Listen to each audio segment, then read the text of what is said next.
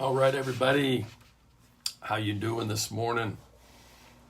Let's talk a little bit about where we've been lately, what we've been talking about, the whole idea of what do you want? And I want you to live a life that you're proud of. I want you to live a life that's energized.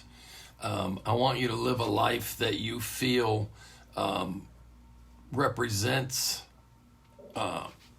your heart and your desire. So we've been talking about, we talked about blind Bartimaeus, Mark chapter 10, and blind Bartimaeus. And if you remember correctly, and you can look it up, I think it's verses 46 through 52. But bottom line is, blind Bartimaeus got Jesus' attention. Jesus calls him over, and Jesus asked a blind beggar, "What do you want me to do for you? What do you want me to do for you? What have you decided that if I told you I'd do anything you wanted, what have you decided you want me to do for you?"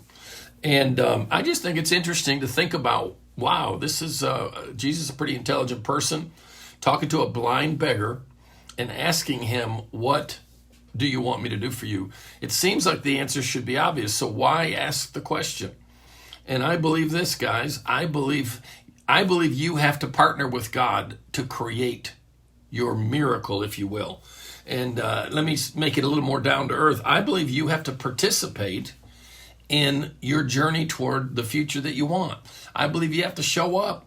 I believe you have to wake up every day and say, "I want blank." And there's just something about, this is really important, guys. This is 40 years of plugging away, poking, prodding, begging people, wanting to help them change.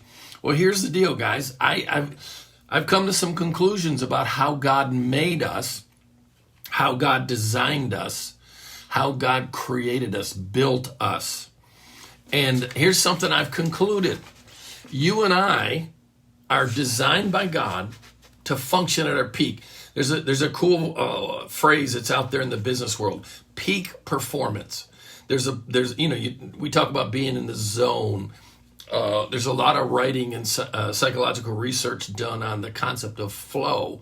And what that means is you're engaged in some activity, some pursuit, some endeavor that has you so energized, so focused, so at the edge of your seat and the edge of your current capability that you are fully awake, fully alive, fully energized. And it's this state they call flow. We've all experienced it, some more often than others, some very, very, very rarely. But here's my point. You were designed and created by God to function at your best when you're intentionally engaging the space between what is and what could be. In other words, something we're going to talk about over the next few weeks. I'll throw the thought in here now, but we're going to build on it. Comfort. Think about comfort. Comfort is not your friend. Comfort is not your friend. Now, do I like comfort? I like comfort. I love getting home. I love being with my wife. I love a nice cup of coffee in the morning. I love sitting in bed reading a book. I love comfort. But listen to me, guys. Too much comfort, too much desire for comfort numbs you, robs you. Now, what am I getting at? If I asked you what one word describes where you are in life right now? What one word describes however many years you've been alive right now? What one word? All you get is one. You just get one. What one word describes your life right now? Now, you could come up with lots of them. With COVID and all the craziness going on, you could say bored, tired, depressed, anxious, whatever. You could say, joyful, expectant, all kinds of things. Well, I've thought about this a lot, and I've played with it a lot in speaking in small groups and big groups and playing with people's heads, which I like to do. And I've come to this conclusion. There's one word that describes where all of us are, right now and every moment of our lives.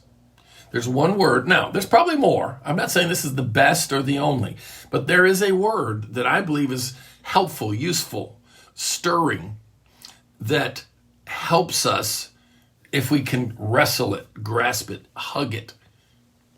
One word that describes where you are right now and every moment of your life. And here's my one word for this context. My one word is between. Between. What do you mean? One word that describes where I am right now in my life, you're between. What are you between?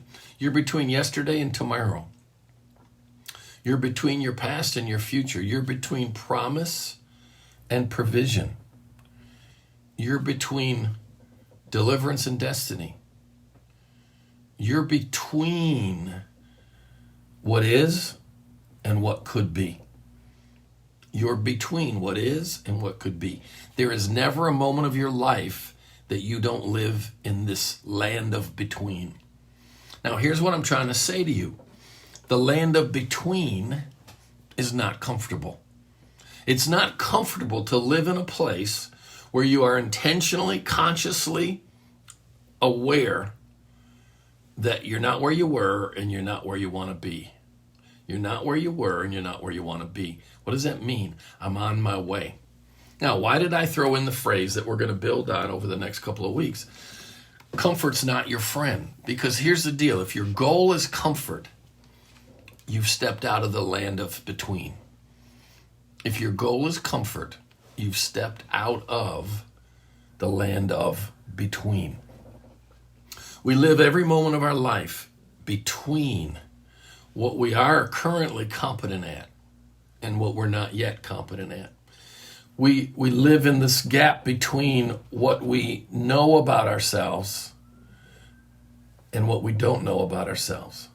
We live in this between what we've come to know and believe about God and the infinite wealth of what's left of what we could know and believe about God. We're always between. And living in between means we've got to make decisions about, am I going to, number one, acknowledge that I'm between? And then number two, what am I going to do with that? And I believe, if you circle back around, I believe the question, what do you want? What do you want? What do you want? What do you want? What do you want? What do you want, man? What do you need to just shake yourself? What do you want? And what do you want strongly enough, badly enough, that it makes you press into that zone of between and admit to yourself, I don't like this aspect of my life the way it is. And I'm not okay with it. I'm not okay with what is. I want to go after what could be. Now, what you've just done is you've entered the land of between. Guess what, guys? You were designed to be at your best when you intentionally, courageously engage and live in this space between what is and what could be. Let's learn to live there. Let's learn to, it's a moving goalpost, you might say. But let's live in the tension, not the comfort. Let's live in the challenge, not the everybody gets a trophy. Because you know what? In life, everybody doesn't get a trophy. I'm sorry, but they don't. Life's waiting for you. There's gifts hanging off the trees all around you. But you got to come get them. You got to come get them. All right? Love you guys, and I hope that comes through what I'm saying. But let's want, and let's admit we want, and let's embrace the discomfort when we're between what is and what could be. Later, guys.